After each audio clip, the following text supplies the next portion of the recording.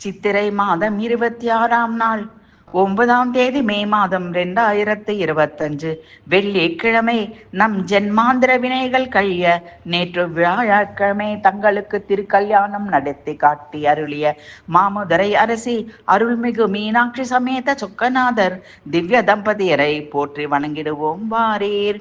பாண்டி மன்னன் செல்வி காஞ்சனை மாலை செல்வம் வேண்டி நின்ற வேள்வியில் ஜோதியாய் தோன்றிய தேவியே, ஆயக்கலைகள் யாவையும் கற்று பலரும் போற்ற பாண்டி நாட்டின் அரசியாய் பட்டம் சூட்டி கொண்டனலே மீனாட்சி, திசைகள் எட்டும் சென்று தேசம் யாவும் வென்றனலே,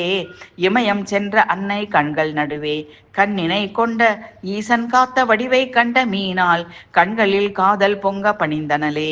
மதுரையாளும் மீனாட்சி சுடலே பூமி காவலன் சுட்ட சாம்பல் மேனியன் உடலில் நாகம் அணிபவன் புலியின் தோலை அணிபவன் கயல் விழியின் அழகினை கண்ட ஈசன் மயங்கினன் மயில் மங்கை அவளை கவரவே எயில் வடிவம் கொண்டு சுந்தரனாய் மாறினன் சொக்கநாதன் ஆகினன் பச்சை மீனால் அழகினை பாட தமிழில் வார்த்தை இல்லையே, தாரை வார்த்த திருமணம் தக்கபடி செய்திட தமையன் நாரணனும் வந்தனன், புரோகிதம் செய்திட பிரம்மதேவன் வந்தனன், பாரில் மக்கள் யாவரும் பக்தியோடு கூடினர், தெய்வானையுடன்